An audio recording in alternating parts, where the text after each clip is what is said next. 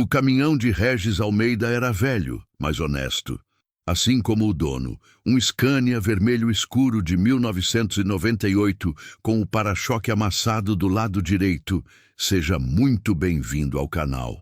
Aqui você vai ouvir histórias que vão arrepiar. Antes de começarmos, se inscreve no canal, ativa o sininho e me conta nos comentários de qual cidade você está nos assistindo.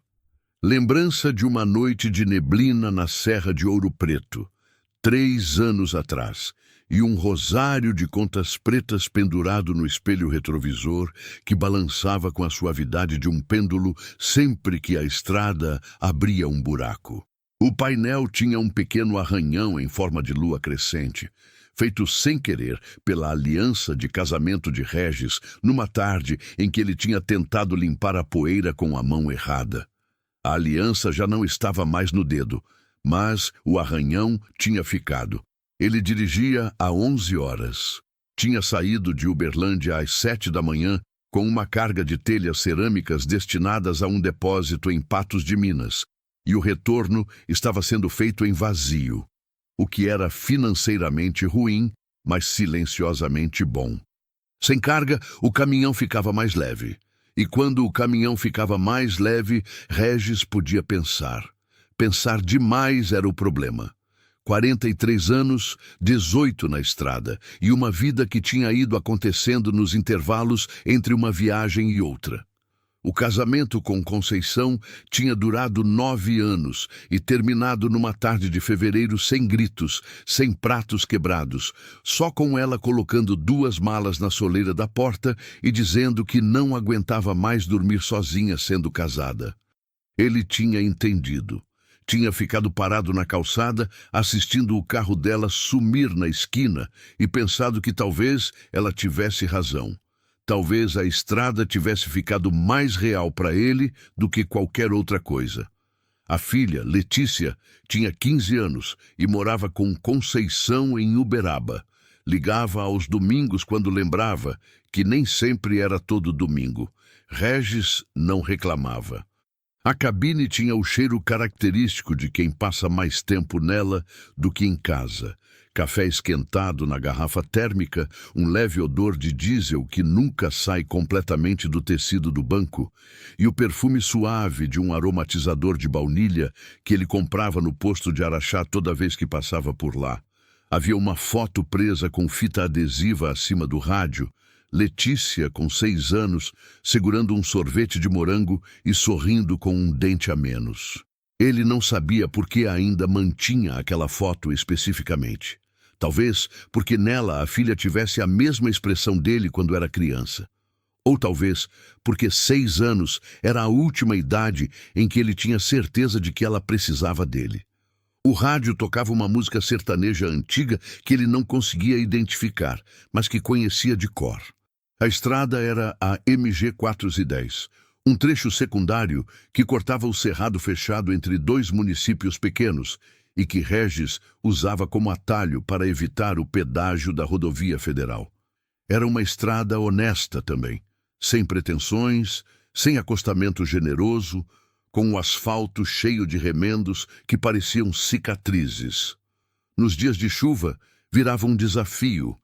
Naquela noite estava seca, mas a terra das bordas tinha uma coloração vermelha que os faróis tornavam quase alaranjada, e a mata dos 2 lados crescia densa e escura como se guardasse segredo. Eram quase 11h30 da noite. Regis estava com o cotovelo apoiado na janela aberta, o ar quente de setembro entrando em rajadas mornas que levantavam um fio de poeira e carregavam o cheiro de capim e terra úmida. Ele estava pensando numa bobagem. Se devia ou não trocar o filtro de óleo antes da próxima viagem, ou se dava para esperar mais 500 quilômetros, quando os faróis iluminaram algo no meio da pista. Ele piscou os olhos. Levou talvez 2 segundos para o cérebro organizar a informação. Era uma mulher. Regis tirou o pé do acelerador de forma instintiva e o caminhão começou a perder velocidade com aquele gemido grave que os motores velhos fazem quando são contrariados. Ela estava no meio da pista, não na beira, não no acostamento, no meio, caminhando no sentido contrário ao do caminhão, como se a estrada fosse calçada e ela estivesse voltando de um passeio. Segurava algo na mão direita, que conforme o caminhão se aproximava, foi revelando ser um par de sandálias de salto alto. Os pés estavam descalços sobre o asfalto. O vestido era vermelho, curto, de alcinha, com um brilho discreto que reagia à luz dos faróis, como se tivesse faíscas bordadas no tecido. A maquiagem estava um pouco esfumada ao redor dos olhos, não completamente borrada, mas com aquele aspecto de quem chorou um pouco ou simplesmente deixou a noite fazer seu trabalho. O cabelo, escuro, comprido, estava meio solto, meio preso, como se um coque elegante tivesse ido cedendo ao longo da noite e ninguém tivesse se preocupado em recompô-lo.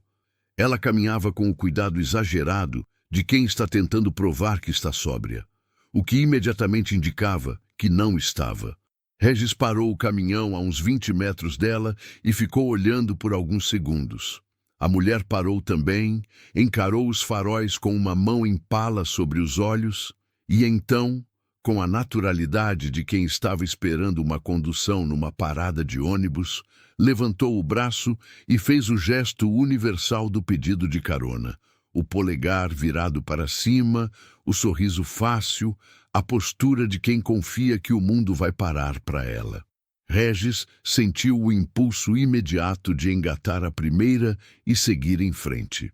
Era o que a experiência mandava. 18 anos na estrada ensinavam algumas coisas com a clareza brutal que só os erros quase cometidos conseguem transmitir. Não para na beira da estrada à noite.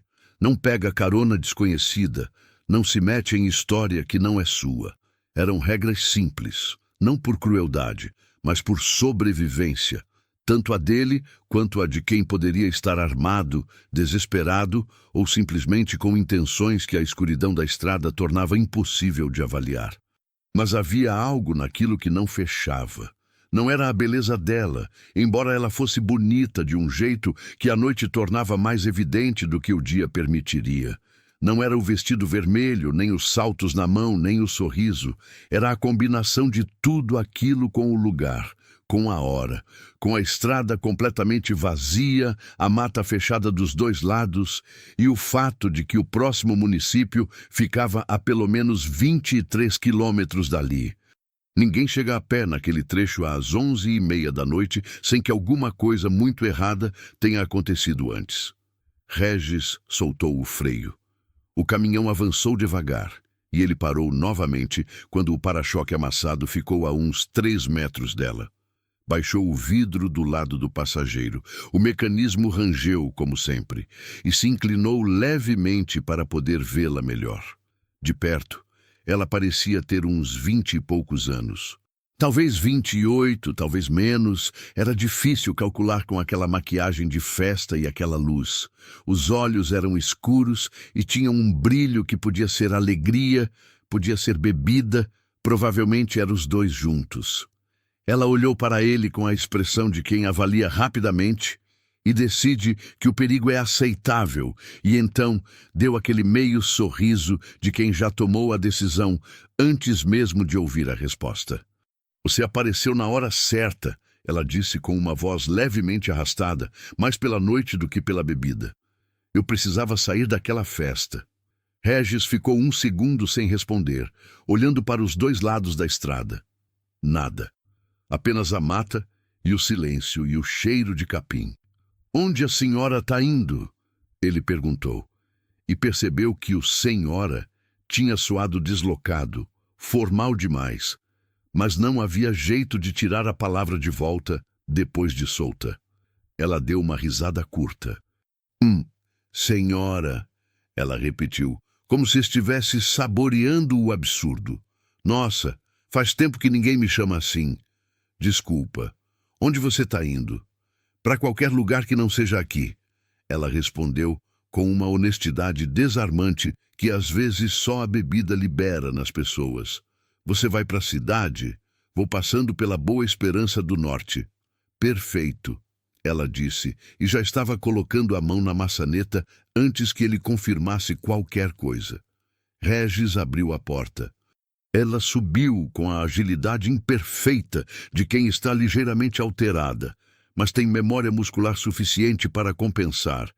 Segurou o apoio lateral, levantou o pé descalço e entrou na cabine com os saltos ainda na mão, ocupando o banco do passageiro, com um movimento que trouxe consigo uma onda de perfume. Era um cheiro forte e bom, daqueles perfumes caros que ficam na memória olfativa por dias, misturado com o álcool que a pele exalava de forma quase suave, quase doce, como se a bebida tivesse se incorporado ao próprio ar ao redor dela. Ela jogou os saltos no colo, acomodou o vestido e olhou para a cabine com curiosidade genuína, como se estivesse entrando num mundo diferente. O que, de certa forma, estava. Que cheirinho de baunilha, ela comentou, farejando o ar. É o aromatizador, Regis disse, voltando a olhar para a estrada enquanto engrenava a primeira marcha. Adoro! Ela declarou, com uma convicção desproporcional que fez ele sentir uma vontade inexplicável de rir. E ele conteve. O caminhão voltou a se mover, devagar primeiro, depois ganhando velocidade com aquele balanço característico dos caminhões vazios que parece que vai tombar, mas nunca toma. A estrada se abria na frente deles, iluminada pelos faróis, e a mata voltava a fechar dos dois lados. Ela ficou em silêncio por talvez 30 segundos, uma eternidade para o tipo de pessoa que ela claramente era. Depois começou a falar. O nome dela era Juliana. Ela ofereceu essa informação com a mesma naturalidade com que alguém comenta sobre o tempo, sem que ele tivesse perguntado, sem cerimônia, como se o nome fosse apenas mais uma coisa que precisava ser colocada no ar para que a conversa pudesse respirar direito. Juliana, ela repetiu, como se estivesse experimentando o próprio nome numa situação nova. Mas todo mundo me chama de Ju. Você pode me chamar de Ju. Regis, ele respondeu, os olhos na estrada. Regis, ela ecoou, com uma entonação pensativa, como se estivesse avaliando o som. Nome de rei. Nome de avô, na verdade. Era o nome do meu avô paterno. Ainda melhor, ela disse. Nomes de avô têm história. Ele não respondeu, mas algo naquilo tinha soado verdadeiro, de um jeito que ele não esperava, de uma conversa iniciada às 11h30 da noite, numa estrada vazia, com uma desconhecida de vestido vermelho. Juliana se acomodou no banco com a postura relaxada de quem decide que está segura. Jogou levemente a cabeça para trás, respirou fundo o ar de baunilha e diesel e começou a olhar para a cabine com aquela curiosidade de quem entra num quarto alheio e tenta montar a história do dono pelas coisas que encontra. Ela olhou para o rosário. Você é religioso? Não muito, Regis respondeu. Era da minha mãe. Ela faleceu? Há 8 anos. Sinto muito. Obrigado. Uma pausa. A estrada abriu uma curva longa e suave e os faróis varreram a mata como um holofote lento. Nada. Só árvores e silêncio e o asfalto cor de cinza velho. E essa foto? Ela perguntou, apontando para Letícia com o sorvete de morango. Regis demorou um segundo. Minha filha. Que fofa, Juliana disse com uma ternura que pareceu genuína. Quantos anos ela tem agora? 15. Mora com você? Com a mãe dela, em Uberaba. Ela assentiu devagar, e ele teve a impressão de que ela havia entendido muito mais do que as palavras tinham dito. Às vezes, as pessoas fazem isso. Escutam o que não foi falado com uma precisão que deixa desconfortável. Juliana parecia ser do tipo que tinha esse talento. Ou talvez a bebida simplesmente tivesse baixado o filtro da percepção e ela estivesse enxergando as coisas com aquela clareza cruel que a sobriedade costuma esconder.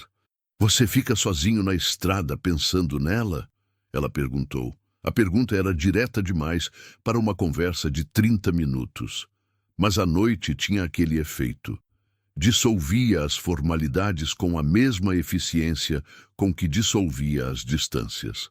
Às vezes, ele admitiu. Juliana olhou para a foto mais um segundo, depois virou o rosto para a janela. O vidro estava aberto 2 dedos, e o vento entrava em filetes finos que agitavam o cabelo dela de um jeito quase cinematográfico.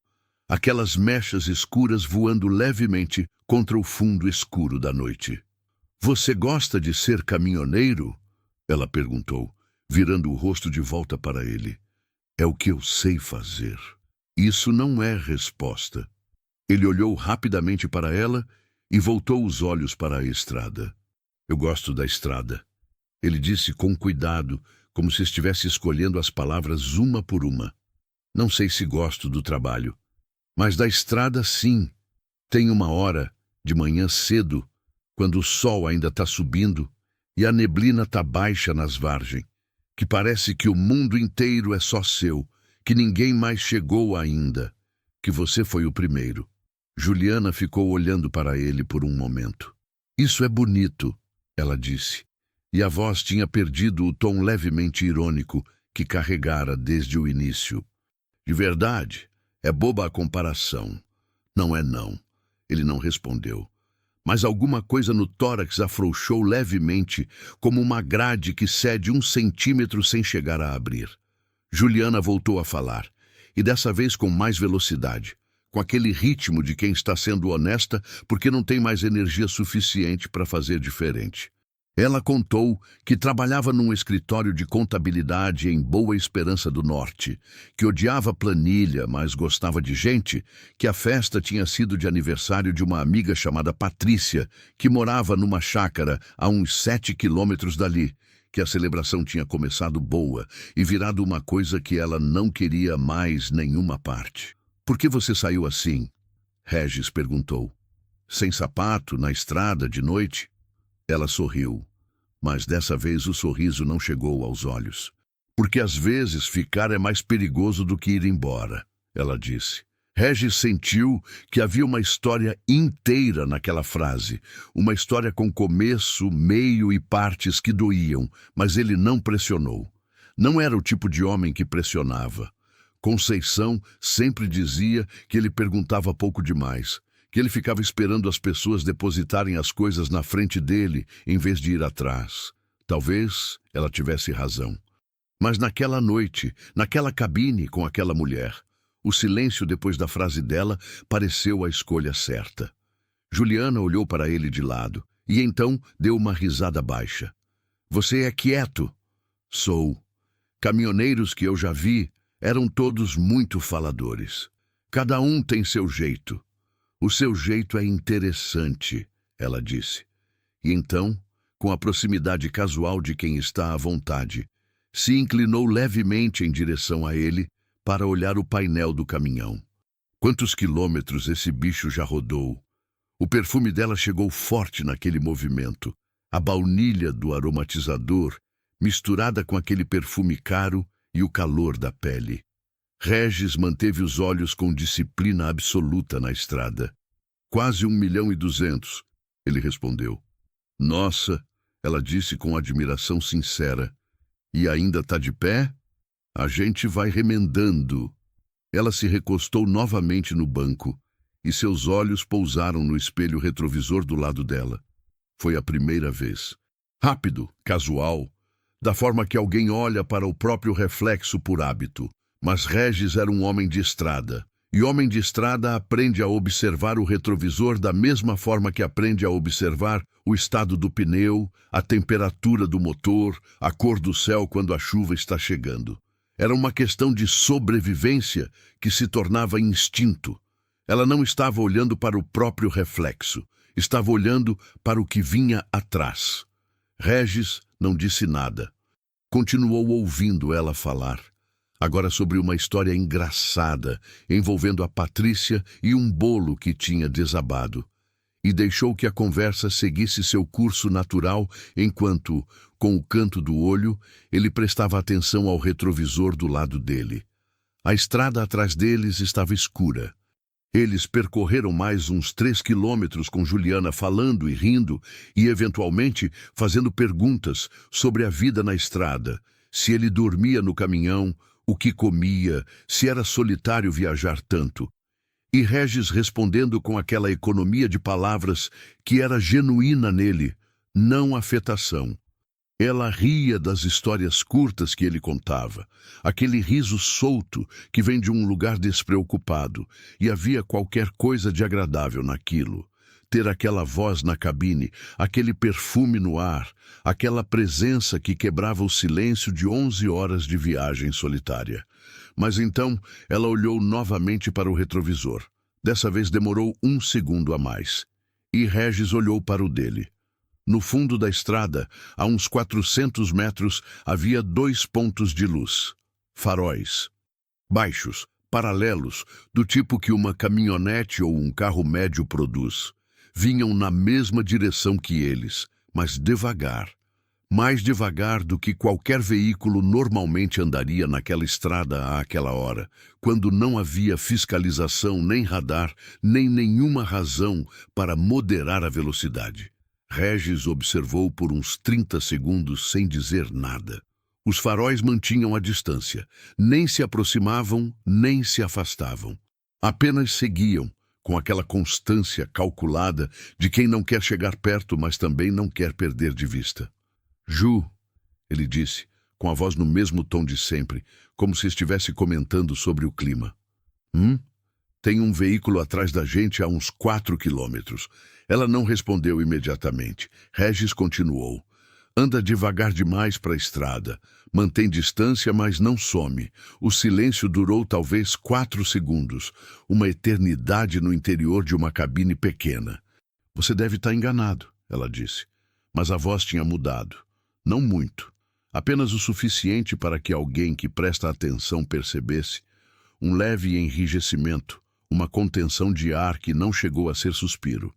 Regis esperou. E então os faróis lá atrás apagaram. Completamente. Veículo rodando no escuro, em estrada rural, sem luz nenhuma. Durante 6, 7 segundos, a estrada atrás deles era pura escuridão. Depois, as luzes voltaram. No mesmo lugar, mesma distância.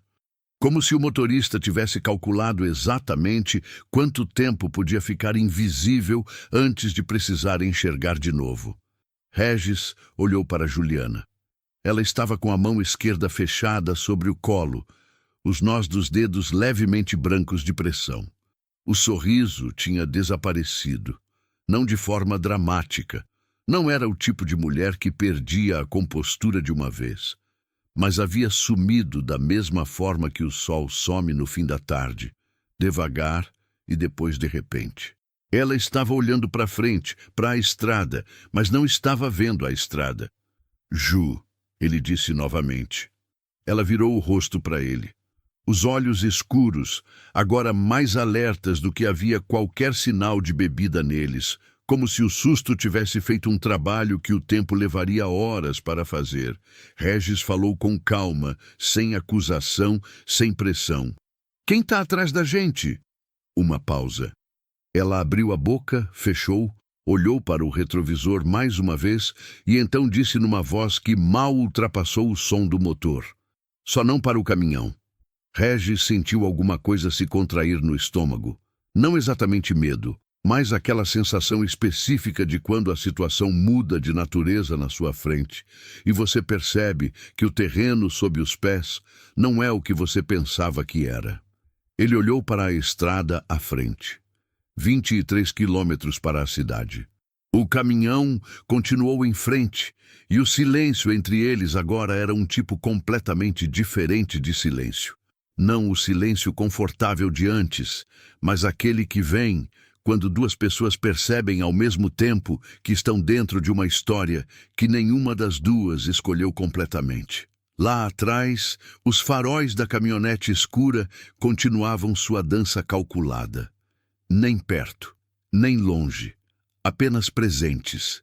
Regis não acelerou. Era o impulso natural, pisar fundo, abrir distância, colocar quilômetros entre o caminhão e aquela caminhonete escura que seguia atrás deles com aquela paciência de predador. Mas ele conhecia a estrada melhor do que qualquer impulso. Sabia que 2 quilômetros à frente havia uma curva cega em declive, onde o asfalto ficava traiçoeiro mesmo no seco, e que um Scania velho com freios que pediam revisão havia 3 meses não era máquina para ser forçada à noite em estrada ruim. Então ele manteve a velocidade, 60 quilômetros por hora, constante, firme, deliberada, e começou a pensar. Quantas pessoas estavam nessa festa? Ele perguntou, a voz no mesmo tom neutro de antes, como se estivesse retomando uma conversa interrompida. Juliana estava com as mãos entrelaçadas no colo, os dedos se alternando numa inquietação contida. Ela olhou para ele com uma expressão que misturava avaliação e cansaço. O olhar de alguém decidindo o quanto pode confiar, medindo o risco da honestidade contra o risco do silêncio. Umas 40 pessoas, ela disse por fim. E dessa caminhonete, você conhece quem é? Uma pausa mais longa dessa vez. Conheço. Regis esperou. O motor do caminhão preenchia o silêncio com sua respiração grossa e constante, aquele ronco baixo que ele conhecia tão bem que havia muito tempo havia deixado de ouvir conscientemente. Era o batimento cardíaco do veículo, presente demais para ser notado. Lá fora, a mata continuava fechada dos 2 lados e o asfalto se desenrolava sob os faróis com aquela monotonia que podia ser reconfortante ou angustiante, dependendo do que estava dentro da cabeça de quem dirigia. Era meu namorado, ela disse. A palavra era carregava um peso específico e Regis o sentiu sem precisar que ela explicasse. Faz quanto tempo que era? Ele perguntou. Desde hoje à noite. Ele assentiu devagar, os olhos na estrada. O que aconteceu? Juliana respirou fundo. Depois soltou o ar de uma vez, um suspiro longo que parecia ter sido represado por horas. Desde antes da festa, talvez, desde antes daquela noite, acumulado ao longo de semanas ou meses de coisas não ditas, que por fim tinham encontrado uma rachadura por onde escapar. Ele se chama Douglas, ela começou. A gente namorava há 2 anos. A festa era da Patrícia, uma amiga minha, e ele foi junto porque a gente sempre ia junto para tudo. Mas essa noite, alguma coisa estava diferente nele. Ele tinha bebido muito antes mesmo de chegar e quando chegou, ficou diferente. Diferente como? Ela olhou para os próprios dedos entrelaçados. Controlador, ela disse, escolhendo a palavra com cuidado, como se houvesse palavras piores que ela poderia ter usado, mas estava sendo generosa. Ele não queria que eu conversasse com ninguém. Ficava do meu lado o tempo todo, mas não do jeito bom de ficar do lado de alguém. Do jeito que sufoca. Aí eu fui conversar com o irmão da Patrícia, que é amigo meu de infância, e ele... Ela parou. Ele o quê? Regis perguntou com cuidado. Ele me puxou pelo braço na frente de todo mundo, ela disse. Com força. Do jeito que você puxa uma coisa, não uma pessoa. O caminhão continuou em frente. Regis não disse nada por alguns segundos, deixando aquilo assentar no ar da cabine. Você foi embora depois disso? Tentei ir embora. Ele não queria me deixar sair. Disse que a gente ia resolver ali mesmo, que eu não ia sair da festa sem ele. Ela pausou. Eu saí pela porta dos fundos, enquanto ele estava discutindo com a Patrícia, que tentou apartar. E os sapatos? Uma risada curta e sem humor. Eu estava na área da piscina quando saí correndo. Não parei para pegar. Regis olhou rapidamente para o retrovisor. A caminhonete ainda estava lá. Mesma distância. Regis tinha começado a medir mentalmente. Sempre que o caminhão passava por uma marca na estrada, ele contava os segundos até a caminhonete passar pelo mesmo ponto. A distância se mantinha em torno de 350 metros. Nem mais, nem menos. Alguém que sabia o que estava fazendo. Ele sabe para onde você ia? Não ia a lugar nenhum. ela admitiu. Eu só saí, não tinha plano, só sabia que precisava sair. Você tem família na cidade? Alguém que pode chamar? Minha mãe. Mas ela tem 62 anos e dorme cedo e eu não quero. Você tem que ligar para ela, Ju. O uso do apelido saiu sem que ele planejasse, e ela percebeu. Ele percebeu que ela percebeu pelo jeito que os ombros dela relaxaram 1 milímetro. Meu celular ficou na bolsa, ela disse, e a bolsa ficou dentro do carro dele na festa. Regis processou aquilo, sem celular, sem sapatos, sem destino. E um homem atrás deles numa caminhonete que apagava os faróis de tempos em tempos como um animal que sabe que a presa já sentiu seu cheiro e está testando até onde vai o nervosismo. Você tem medo dele? Regis perguntou diretamente. Ela não respondeu de imediato, e a ausência da resposta imediata era uma resposta. Ele nunca me bateu. Ela disse por fim, com aquela formulação específica que Regis reconheceu. Não pelo que dizia, mas pelo que protegia. O nunca me bateu, que vinha sempre acompanhado de um mas não dito, um mais, que cabia um mundo inteiro de coisas que não eram soco, mas também não eram nada. Mas, ele disse baixinho. Ela virou o rosto para a janela. Mas eu tenho, ela disse. O caminhão continuou.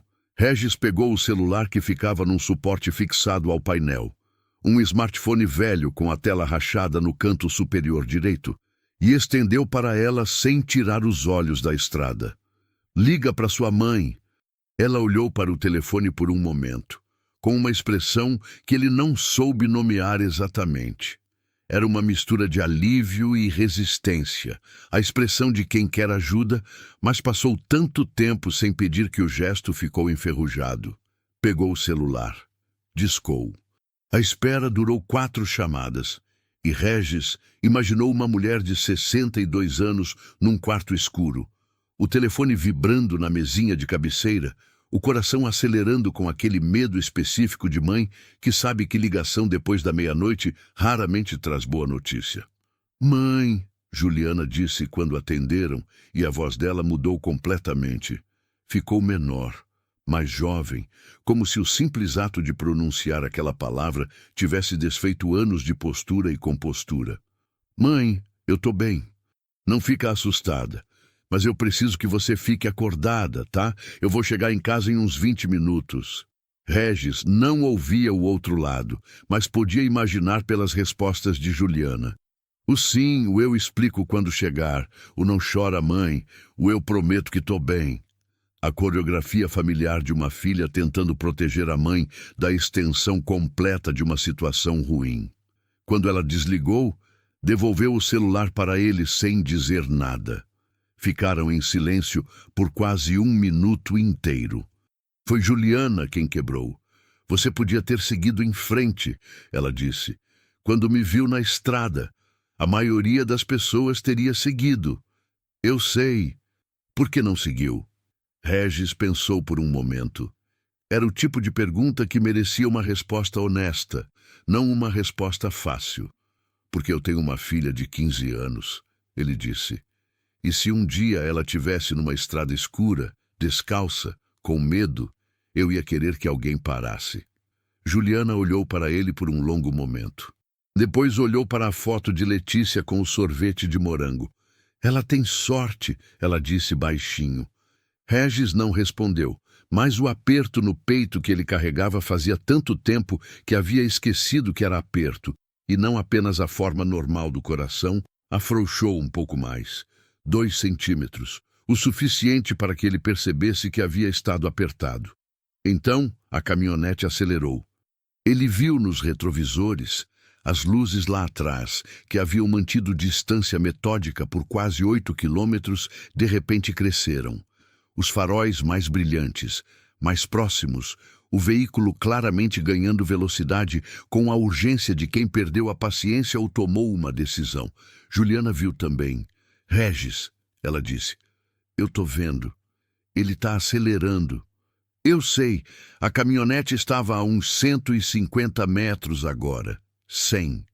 Os faróis enchiam os retrovisores com uma luz que tornava difícil estimar distância com precisão. Regis calculou.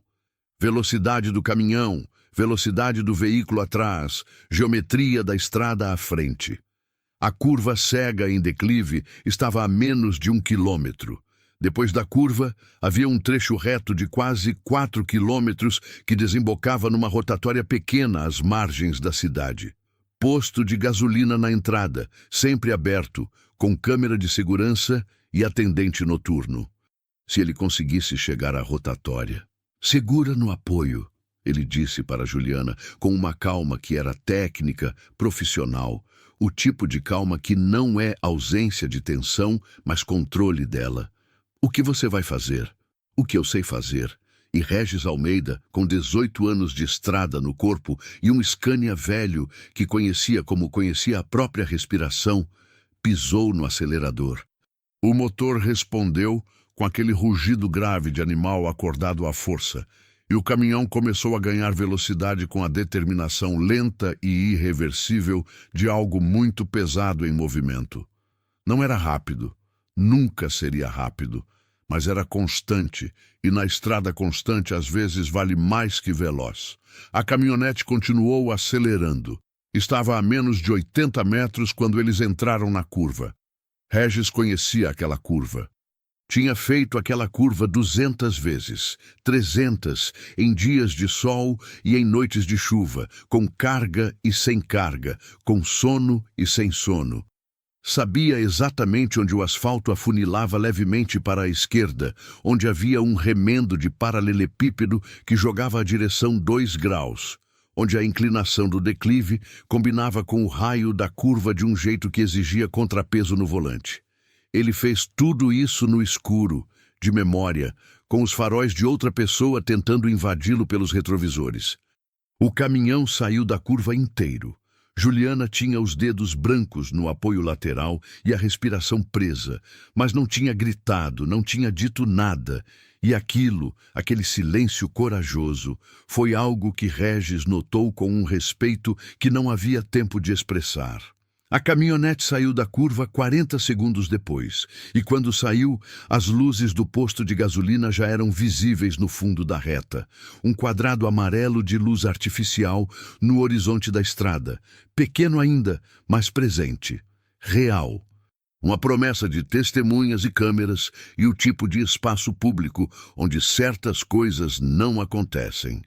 Tem um posto ali na frente, Regis disse. Eu vi. Ela respondeu. A gente vai parar lá.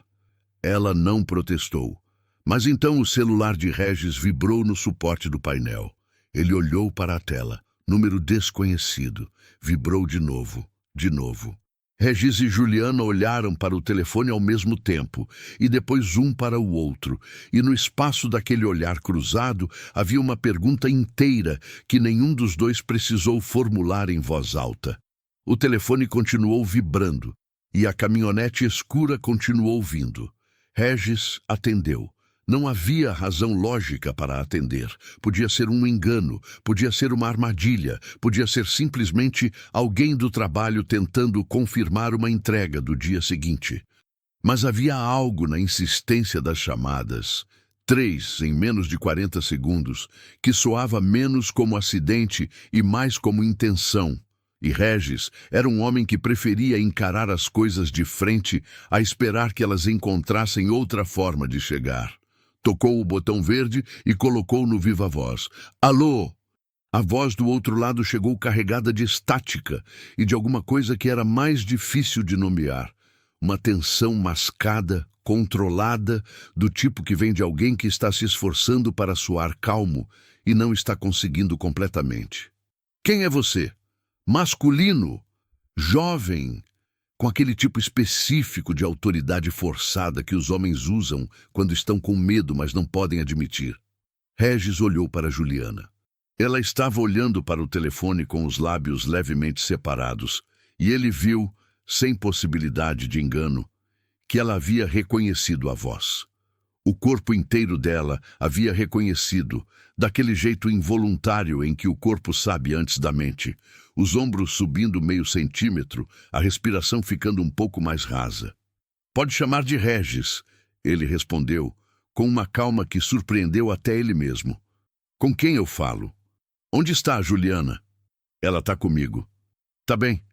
Uma pausa curta. Depois, "Passa ela para mim." Não era um pedido.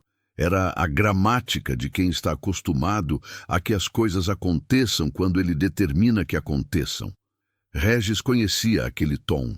Tinha ouvido variações dele ao longo de 43 anos em diferentes bocas e diferentes situações, e sempre reconhecia a mesma arquitetura por baixo, a voz de alguém que confunde controle com autoridade. "Ela não quer falar agora", Regis disse. "Eu não estou perguntando se ela quer. Eu estou pedindo para você passar o telefone para ela, e eu estou te dizendo que ela não vai falar." O silêncio desta vez foi mais longo. Regis imaginou o homem na caminhonete, a uns 60 metros atrás agora, ainda seguindo, o telefone pressionado contra o ouvido, processando o fato de que havia um obstáculo onde esperava não encontrar nenhum. Um desconhecido entre ele e o que ele considerava, de alguma forma distorcida, seu. "Você não sabe em que furada você se meteu", disse a voz. "Talvez não", Regis concordou. "Mas eu sei onde eu estou indo, posto aliança na entrada da cidade, com câmera, atendente e sinal de celular. Você pode continuar atrás da gente se quiser." Outra pausa. "Eu só quero conversar com ela." "Então espera ela ligar para você quando ela quiser", Regis disse. Essa conversa acabou. Desligou. O viva-voz clicou no silêncio, e por alguns segundos o único som na cabine foi o motor e o vento e o atrito dos pneus contra o asfalto remendado. Juliana estava olhando para ele. Ele não olhou de volta imediatamente. Manteve os olhos na estrada, no posto que crescia à frente, nas luzes amarelas que eram agora grandes o suficiente para distinguir a marquise, as bombas de combustível, a placa vermelha e branca do nome. "Você não precisava fazer isso", ela disse. "Eu sei. Ele pode ser perigoso, Regis." "Pode. E isso não te assusta?" Ele pensou por um momento. "Me assusta", ele disse. "Mas tem coisas que assustam e a gente faz assim mesmo." Ela ficou em silêncio por alguns segundos. Depois, muito baixinho, disse: "Obrigada." Regis virou para ela por um instante. Só um instante. O tempo suficiente para cruzar o olhar. E assentiu uma vez, seco, do jeito que os homens da estrada confirmam as coisas, quando as palavras parecem grandes demais para o momento. Ele entrou no posto. O Scania rangeu e balançou quando passou pelo lombardo da entrada. E os pneus encontraram o concreto liso do pátio com um som diferente do asfalto. Mais limpo, mais firme. As luzes fluorescentes do teto da marquise inundaram a cabine com uma claridade branca e crua, que depois de 2 horas de estrada escura, pareceu quase violenta. Regis estacionou o caminhão de lado, ocupando espaço, posicionando o veículo de forma que ficasse visível das câmeras que ele havia identificado. 2, uma apontada para as bombas e uma para a entrada. E de forma que a caminhonete, se parasse, ficaria no campo de visão de ambas. Desligou o motor. O silêncio depois do motor era sempre uma coisa estranha, como quando um barulho tão constante some que o silêncio parece mais alto do que o ruído. Eles ficaram sentados por um momento, os dois, olhando para frente. A caminhonete tinha parado na beira da estrada, a uns 20 metros do acesso ao posto. Não havia entrado. Estava parada com o motor ligado. Regis podia ver o escapamento soltando um fio de fumaça branca no ar frio da madrugada e os faróis acesos, como um animal que parou na beirada do círculo de luz, mas não entrou. "Ele está esperando", Juliana disse. "Eu sei. O que a gente faz?" Regis olhou para o interior do posto. Através do vidro da loja de conveniência, via o atendente noturno, Um rapaz jovem, magro, com um boné de alguma equipe de futebol, sentado atrás do balcão olhando para um celular. Desavisado, completamente alheio. Primeiro você vai entrar no posto, Regis disse. Pede para a atendente ligar para sua mãe, diz o endereço. Pede para ela mandar alguém buscar você. Ou pede para ele chamar a polícia se você quiser. E você? Eu fico aqui. Ela virou para ele com uma expressão que ele não esperava. Não era medo, não era alívio, era algo mais complicado, uma espécie de conflito interno visível, como se duas versões dela estivessem tendo uma discussão rápida e silenciosa.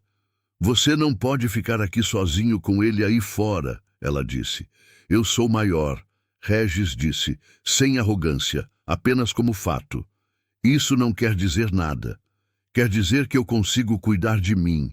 Regis, ela disse, e o nome na boca dela tinha um peso que ele ainda estava aprendendo a calibrar. Você parou o caminhão para mim porque pensou na sua filha. Eu entendo isso, mas você não pode se colocar em perigo por uma pessoa que você mal conhece. Eu conheço o suficiente, ele disse. Ela ficou olhando para ele. E então aconteceu o que ele não havia previsto. A porta da caminhonete abriu. Douglas, porque agora ele tinha nome, agora era real, não apenas faróis no retrovisor, desceu do veículo. Era um homem de talvez 30 anos, alto, de ombros largos, com aquele tipo de construção física que vem de academia e que às vezes os homens usam como argumento. Estava com uma camisa polo escura, aberta no colo, e caminhava em direção ao posto com um passo que tentava parecer calmo, mas carregava toda a agitação que o corpo não conseguia completamente esconder. Regis abriu a porta do caminhão. Regis, não, Juliana disse. Fica aqui, ele respondeu. Por favor. Ela segurou o braço dele por um segundo, os dedos fechando sobre o tecido da camisa xadrez que ele usava, uma pressão rápida e firme, e depois soltou. Não porque concordava, mas porque entendeu que não havia como impedir e que, às vezes, a única forma de respeitar alguém é deixar que eles façam o que precisam fazer. Regis desceu do caminhão. O concreto do posto foi firme sob as botas dele, e o ar frio da madrugada chegou de uma vez, mais frio do que parecia de dentro da cabine, com aquela umidade de setembro que anuncia a chegada das chuvas sem ainda trazer a chuva. Ele ficou parado ao lado do caminhão, os braços soltos, o corpo relaxado, esperando. Douglas parou a uns 4 metros dele. De perto, era possível ver mais. Os olhos vermelhos, de bebida, de raiva, provavelmente de ambos embaralhados, de um jeito que ele mesmo já não conseguia separar. A mandíbula travada de quem está fazendo um esforço enorme para não explodir. E por baixo de tudo aquilo, visível para quem soubesse olhar, algo que Regis reconheceu com uma clareza inesperada. Dor. Não a dor que justifica, não a dor que explica, mas a dor que existe, que é real, que não nasceu do nada, mas que encontrou uma direção completamente errada para onde se mover. Onde ela está? Douglas disse. No caminhão, Regis respondeu. E vai ficar lá. Eu preciso falar com ela. Ela não quer falar com você agora. Você não sabe nada sobre a situação. Sei o suficiente, Regis disse. E era a segunda vez que usava aquela frase naquela noite. E as 2 vezes era verdade. Douglas olhou para ele com aquela avaliação rápida e masculina que os homens fazem quando estão decidindo se o obstáculo à frente é contornável ou não. Regis deixou que olhasse. 43 anos, 18 na estrada, um casamento desfeito e uma filha que ligava quando lembrava. Não havia muito nele que fosse impressionante de fora. Ele sabia disso. Mas havia uma solidez, uma espécie de peso quieto que vem de alguém que já passou por coisas suficientes para não ter mais muito medo das menores. Sai da frente, Douglas disse. Não. A palavra foi simples. Sem enfeite, sem ameaça, sem a adrenalina performática de quem está tentando provar algo. Apenas um não, colocado no espaço entre eles como um objeto sólido. Douglas deu um passo à frente. Regis não recuou. Os dois ficaram a menos de 2 metros um do outro, e Regis podia sentir a tensão do outro homem como se fosse calor. Aquela energia contida de alguém que está no limite de uma decisão ruim, oscilando na beira. Você não sabe quem eu sou, Douglas disse, e a voz havia baixado, o que era mais preocupante do que quando estava alta. Não sei, Regis concordou, mas sei quem eu sou. E sei que hoje à noite você não vai chegar perto dela. Douglas olhou para ele por um longo momento. E então olhou para o posto, para as câmeras, para o atendente que havia saído de trás do balcão e estava agora parado na porta da loja observando a cena com o celular na mão, filmando ou chamando alguém, impossível saber. Olhou para a cabine do caminhão onde Juliana estava. Regis podia senti-la lá, imóvel, contendo a respiração. Olhou de volta para Regis, e alguma coisa nele cedeu. Não de forma dramática, não foi o tipo de colapso de quem desmorona de uma vez. Foi mais sutil do que isso, como quando uma estrutura que estava sob tensão alivia o peso, e você vê, não a queda, mas o momento em que a queda foi evitada. Os ombros de Douglas desceram meio centímetro. A mandíbula relaxou. Os punhos, que Regis havia notado fechados ao lado do corpo, abriram devagar, os dedos se estendendo, como se ele estivesse soltando alguma coisa que estava segurando há tempo demais. Ela vai voltar para mim, Douglas disse. Era uma afirmação, mas soou como pergunta, ou como súplica. A linha entre as três era fina demais para separar. Regis não respondeu, porque a resposta não era dele para dar. Douglas ficou parado por mais alguns segundos, olhando para o caminhão, para Regis, para o chão de concreto do posto. Depois virou, voltou para a caminhonete com aquele passo que já não tinha nada de calculado, entrou, fechou a porta. O motor acelerou e a caminhonete saiu. Regis ficou parado no mesmo lugar, até que as luzes traseiras do veículo sumissem na curva da estrada. Depois, ficou mais um momento, só para ter certeza. O ar frio entrou nos pulmões e saiu de novo. E ele percebeu que havia estado segurando parte da respiração sem perceber, aquele tipo de tensão que o corpo carrega sem avisar. Virou para o caminhão. Juliana havia descido. Estava de pé ao lado da porta, descalça no concreto frio do posto, os saltos ainda na mão, olhando para ele com uma expressão que ele não soube catalogar completamente. Havia alívio, havia algo que poderia ser admiração, mas era mais humano do que isso. Havia o rastro de um choro que não havia chegado a acontecer, mas havia chegado perto. Ele foi embora, Regis disse. Eu vi. Ela respondeu.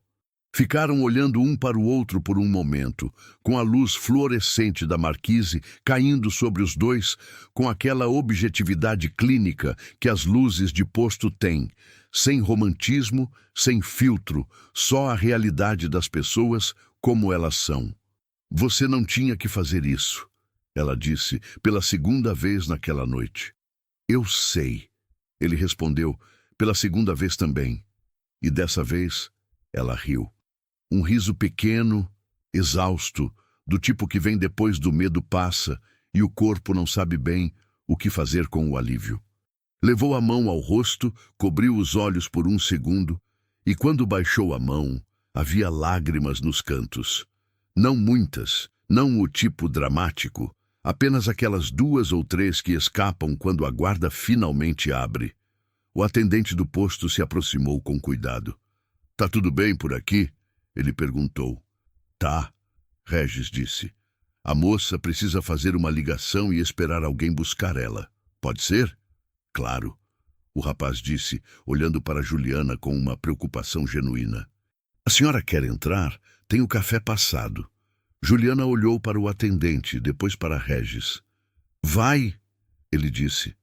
Tá tudo bem agora. Ela assentiu. Deu um passo em direção ao posto, depois parou e virou. E você? Ela perguntou. Regis olhou para o caminhão. para a estrada que continuava do outro lado do posto, escura e longa e sempre presente, esperando como sempre esperou. Eu tenho que entregar um caminhão vazio e passar numa oficina amanhã cedo, ele disse. Ela deu aquele meio sorriso de novo, o primeiro desde que a caminhonete havia aparecido nos retrovisores. E havia nele uma qualidade diferente agora, menos travesso, mais verdadeiro. Vai tomar um café antes de ir, ela disse. Você merece. E Regis Almeida, que havia atravessado 18 anos de estrada e um casamento e a distância de Uberaba sem parar para muito, olhou para aquela mulher descalça no concreto frio de um posto de gasolina às quase 00:30 e aceitou. O café era ruim, daquele jeito específico de café de posto de madrugada, forte demais, passado a tempo demais, com aquele amargor que já não tem mais nada de café e virou outra coisa, uma essência concentrada de horas que ninguém estava dormindo. Regis tomou assim mesmo, em pé no balcão, com as duas mãos em volta do copo descartável, como se o calor fosse uma forma de comunicação. Juliana estava sentada numa das duas mesinhas plásticas encostadas na parede do lado, descalça ainda. Havia colocado os saltos no chão ao lado da cadeira como se fossem bagagem, e segurava o próprio copo com as duas mãos também, numa simetria que nenhum dos dois havia planejado.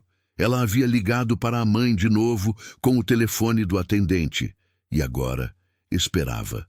O tio dela, que morava a uns 8 quilômetros, estava a caminho.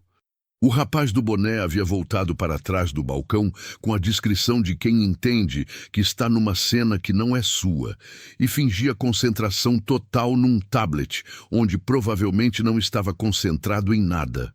Lá fora, a estrada estava vazia. A caminhonete não havia voltado. Regis olhou pela janela de vidro do posto para o Scania estacionado do lado de fora, iluminado pelos postes do pátio com aquela luz que tirava as cores das coisas e deixava tudo numa tonalidade de grafite. O caminhão parecia maior parado do que em movimento, ou talvez fosse o silêncio que tornava tudo maior. Você vai dirigir até onde hoje? Juliana perguntou. Até o pátio da empresa. Fica a uns 12 quilômetros. Deixo o caminhão lá e pego meu carro. É tarde. Para mim é cedo, ele disse. Esse horário ainda é extensão do dia anterior. Ela considerou isso. Como é que você separa? Os dias, quero dizer. Se você dirige a noite toda, quando um dia termina e o outro começa? Era uma pergunta estranha para aquela hora e aquele lugar, mas havia nela uma curiosidade genuína que Regis reconheceu como o tipo que não precisa de desculpa. Quando eu deito, ele disse. O dia termina quando eu deito, não quando o relógio manda. Ela sorriu. Isso é mais sensato do que a maioria das filosofias que eu já ouvi. Não é filosofia, é cansaço. Ela riu. De verdade, dessa vez, um riso completo que chegou aos olhos e ficou lá por alguns segundos, aquecendo alguma coisa na expressão que o susto da noite havia esfriado. Regis olhou para aquele riso e pensou, sem querer pensar, que ela devia ser muito boa de companhia quando a noite não estava tentando engoli-la. O silêncio que veio depois do riso foi confortável. Tinha uma textura diferente de todos os silêncios anteriores daquela noite. Não o silêncio tenso da caminhonete nos retrovisores. Não o silêncio pesado depois da frase só não para o caminhão. Não o silêncio contido de dois estranhos numa cabine pequena tentando se calibrar.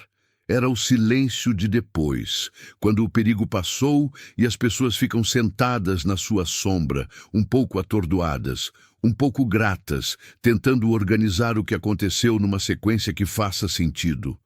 Você vai ter que falar com alguém, Regis disse. Ela olhou para ele. Sobre o Douglas, ele completou. Não necessariamente a polícia, embora isso também valha a pena considerar. Mas alguém. Sua mãe, uma amiga, uma profissional.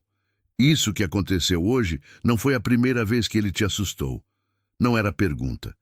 Juliana olhou para o copo de café. Passou o dedo indicador pela borda do plástico devagar, um gesto pequeno e pensativo. Não, ela admitiu. Não foi. Eu sei que não é fácil. Você sabe mesmo? Ela perguntou, não com agressividade, com curiosidade genuína. Regis pensou antes de responder. Não do mesmo jeito que você sabe, ele disse. Mas eu fiquei numa situação por tempo demais também. Diferente da sua, mas a mesma lógica, de achar que as coisas vão mudar, que o próximo mês vai ser diferente, que você está exagerando na avaliação. Aí um dia você percebe que perdeu tanto tempo esperando a mudança que aconteceu foi você. Ela ficou olhando para ele por um longo momento. O casamento? Ela perguntou. O casamento? O que aconteceu? Regis colocou o copo vazio no balcão. Eu me apaixonei pela estrada mais do que pela Conceição, ele disse com uma honestidade que surpreendeu até ele mesmo. A mesma honestidade que a noite e o cansaço, e talvez o café ruim, às vezes liberam nas pessoas sem avisar. Não com uma pessoa, com uma estrada. Ela merecia mais do que eu sabia dar na época. Ainda merece. Ela casou de novo. Parece feliz. E você? Eu estou aprendendo a diferença entre solidão e solitude. Juliana inclinou levemente a cabeça. Qual é a diferença? Solidão é o que você sente quando não quer estar sozinho e tá. Solitude é quando você escolhe o silêncio e o silêncio te devolve alguma coisa. Uma pausa. Eu passo bastante tempo num e no outro. Ainda estou aprendendo a saber qual é qual. Ela ficou em silêncio por um momento, e havia no rosto dela a expressão de quem está guardando alguma coisa. Não por egoísmo, mas porque algumas coisas precisam de tempo para ir do lugar onde são sentidas para o lugar onde são ditas. Eu tenho 26 anos, ela disse por fim, e essa é a segunda vez que eu me envolvo com um homem que acha que me amar é o mesmo que me controlar. Ela olhou para as próprias mãos. Fica me perguntando o que tem em mim que atrai isso. Ou o que tem em mim que aceita. Não tem nada em você, Regis disse firme. Isso é o tipo de coisa que acontece devagar, e quando você percebe já está no meio. Não é fraqueza.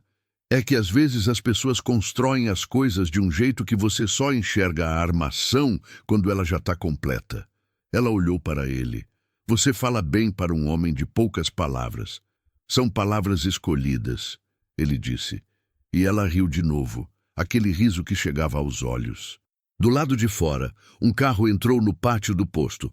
Um Gol branco velho, dirigido por um homem de meia-idade de bigode, que estacionou torto e desceu com a pressa e o alívio simultâneos de quem estava preocupado, mas não queria mostrar que estava preocupado.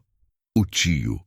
Juliana se levantou, pegou os saltos do chão, aquelas sandálias vermelhas que haviam começado aquela noite como acessório de festa e terminado como símbolo de uma fuga, e os segurou na mão novamente, como havia feito na estrada.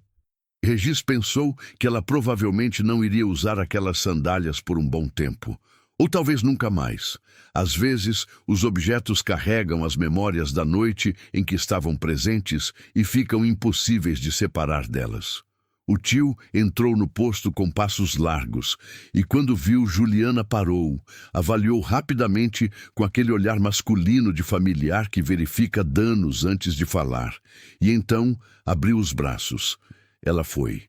Se encaixou no abraço do tio, com o abandono de quem finalmente encontrou o lugar onde podia parar de segurar tudo. E Regis viu os ombros dela descendo, a tensão que havia carregado desde a estrada escura, dissolvendo de uma vez naquele abraço de familiar de bigode e carro torto que valia mais do que qualquer coisa elegante. Regis pegou seu copo vazio, jogou no lixo e foi em direção à porta. Regis! Ele parou. Ela havia se soltado do tio e estava olhando para ele com aquela expressão que as pessoas têm quando precisam dizer alguma coisa, mas percebem que nenhuma das palavras disponíveis tem o tamanho certo para o que estão sentindo. Eu não sei como agradecer, ela disse. Não precisa. Preciso. Ela deu um passo em sua direção. Você não me conhecia. Você podia ter seguido em frente. E não seguiu. E ficou e enfrentou uma situação que não era sua, por uma pessoa que você tinha visto pela primeira vez 20 minutos antes. Regis ficou olhando para ela. Você me perguntou por que eu parei. Ele disse. Eu falei que pensei na minha filha. Uma pausa. Mas a verdade completa é que eu parei porque era a coisa certa.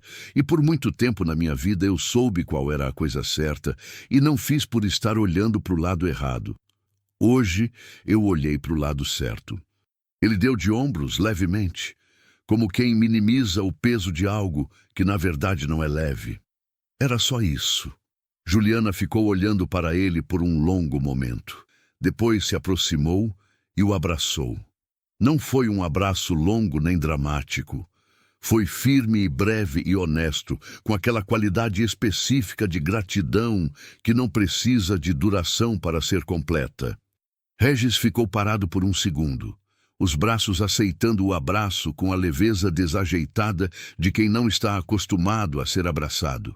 E então correspondeu.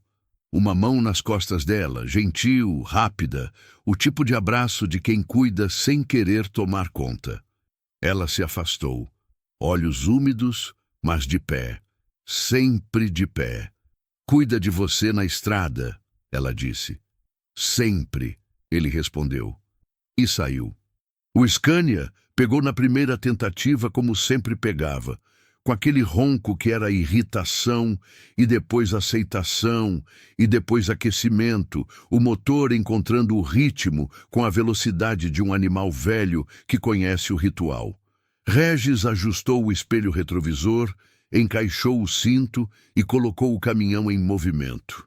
Ao sair do pátio, ele olhou no retrovisor. Juliana estava na porta do posto, de pé, os saltos na mão, o vestido vermelho brilhando levemente sob a luz fluorescente da marquise. O tio estava ao lado dela, a mão no ombro dela, dizendo alguma coisa que Regis não podia ouvir, mas que parecia do tipo certo de coisa para ser dito naquele momento. Ela o viu olhando. Levantou a mão, não um aceno de tchau, mas um gesto quieto de reconhecimento daqueles que dizem, eu vi você, você me viu. Isso aconteceu de verdade. Regis assentiu uma vez no espelho e entrou na estrada. Os 12 quilômetros até o pátio foram silenciosos de um jeito diferente de todos os silêncios anteriores daquela noite. Não era o silêncio vazio de 11 horas de viagem solitária. Não era o silêncio tenso da caminhonete nos retrovisores. Era um silêncio que tinha peso, mas o tipo de peso bom. O peso de algo que foi feito, não de algo que está pendente. Como a diferença entre uma caixa vazia e uma caixa que foi esvaziada. Regis dirigiu com o cotovelo na janela aberta. O ar frio de setembro entrando em filetes, o rosário de contas pretas da mãe, balançando suavemente com as irregularidades da estrada. Passou pela curva cega em declive que havia feito de memória horas atrás, e acelerou levemente depois dela, no trecho reto onde a estrada ficava boa. Pensou em Letícia, não com a saudade pesada e culpada de sempre, aquela saudade que era meio remorso, meio amor, e deixava um gosto de coisa não resolvida. Pensou nela de outro jeito, mais limpo, mais direto. Pensou que ia ligar no domingo sem esperar ela lembrar primeiro, que ia perguntar como estava a escola, como estavam as amigas, se ainda gostava de sorvete de morango. Que ia fazer aquilo não porque era pai e era obrigação, mas porque era pai e era a coisa certa. E às vezes as coisas certas precisam ser lembradas de que são certas antes de virarem hábito. Pensou em Juliana. No vestido vermelho e nos saltos na mão e no jeito que ela havia rido daquele café ruim. No abraço breve e honesto. Na frase que ela havia dito sobre ter 26 anos e um padrão que ela estava começando a reconhecer. E no fato de que reconhecer um padrão é sempre o primeiro passo para parar de repeti-lo. Ela ia ficar bem. Ele não tinha como saber com certeza, mas havia algo nela. aquela coluna vertebral invisível que a mantinha de pé, mesmo quando estava descalça numa estrada às 11 da noite, que sugeria que sim, ela ia ficar bem. Pensou no Douglas, naquele olhar no pátio do posto, não quando estava confrontando Regis, mas no segundo antes de virar e ir embora, quando os ombros haviam descido e os punhos haviam aberto. Havia algo ali que não era só raiva, não era só possessividade. Era alguém perdido num padrão que provavelmente também não havia escolhido completamente, alimentado por coisas que vinham de antes, de mais fundo, de lugares onde as conversas difíceis não haviam acontecido há tempo. Regis não o desculpava, mas conseguia vê-lo. E havia uma diferença enorme entre desculpar e ver, uma diferença que levou 43 anos para ele começar a entender. O pátio da empresa apareceu à esquerda, um portão de ferro, uma guarita com segurança, o pátio iluminado com postes altos onde outros caminhões dormiam enfileirados como animais grandes e quietos. Regis parou na guarita, assinou a entrada e estacionou o Scania no lugar habitual. Segunda fileira, terceiro da esquerda, o mesmo lugar de sempre. Desligou o motor. O silêncio desta vez foi completo. Ele ficou sentado na cabine por alguns minutos, os braços sobre o volante, a testa quase encostando no couro rachado. Lá fora, o pátio estava quieto, e o céu acima dos postes começava a mostrar aquela nuance imperceptível. Não ainda azul, não ainda luz, mas aquela antecipação de cor que vem antes do sol, o aviso de que a noite estava terminando. Regis tirou o celular do suporte, abriu os contatos. Letícia, com um emoji de coração rosa que ela mesma havia colocado quando tinha 12 anos e que ele nunca havia mudado. Ele não ligou. Era tarde demais, ou cedo demais, e ela estava dormindo. E ele não queria assustar. Mas abriu o campo de mensagem e digitou devagar, com aquela lentidão de quem não está acostumado a colocar as coisas em texto. Tô chegando agora de viagem. Tô bem. Liga quando puder domingo, quero saber de você. Te amo. Enviou. Ficou olhando para a tela por um momento, para aquele te amo que havia saído mais fácil do que esperava, como se a noite tivesse afrouxado alguma trava que ele não sabia que estava travada. Depois, olhou para o rosário de contas pretas que balançava levemente mesmo com o caminhão parado. O movimento residual da viagem que ainda demorava alguns segundos para morrer. Sorriu. Pequeno. Para ninguém. Desceu do caminhão. O ar frio de setembro o recebeu do lado de fora. E no horizonte acima do pátio, o céu começava sua conversa diária com a luz. Aquela negociação lenta entre o escuro e o dia que Regis havia descrito para Juliana horas atrás, quando havia falado das manhãs na estrada, da neblina baixa, da sensação de ser o primeiro a chegar num mundo que ainda não havia despertado. Ele caminhou até o carro. Um Corolla prata de 2009 com 2 amassados no paralama e abriu a porta. Antes de entrar, virou uma última vez para o Scania. O caminhão estava lá, parado, vermelho escuro e enorme e honesto, com o para-choque amassado do lado direito e a carroceria vazia e aquele ar de coisa que fez o que foi pedido e agora descansa sem julgamento. Regis ficou olhando para ele por alguns segundos. 18 anos de estrada, 1.200.000 quilômetros. E naquela noite, 23 quilômetros que haviam valido mais do que todos os outros somados. Não porque havia sido herói, ele sabia que não era. Sabia que era apenas um homem que havia tomado uma decisão num momento em que teria sido mais fácil não tomar. Mas talvez fosse exatamente isso. Talvez a maior parte das coisas que importam não sejam os gestos grandes e cinematográficos, mas as decisões pequenas tomadas nas estradas escuras da madrugada, quando ninguém está olhando e não há plateia e a única testemunha é o rosário de contas pretas que balança no retrovisor de um Scania velho. Entrou no carro, ligou o motor e, enquanto dirigia para casa, um apartamento de 2 quartos que era pequeno demais para o silêncio que carregava, mas que agora parecia um pouco menos pesado, o céu lá fora foi ficando mais claro, devagar, com aquela paciência de quem faz aquilo todo dia e sabe que não adianta apressar. E quando o primeiro fio de luz laranja tocou o horizonte sobre os telhados da cidade pequena, Regis Almeida estava quase dormindo, e pela primeira vez em muito tempo, o silêncio dentro do peito não parecia ausência. Parecia espaço. Espaço para o que ainda estava por vir.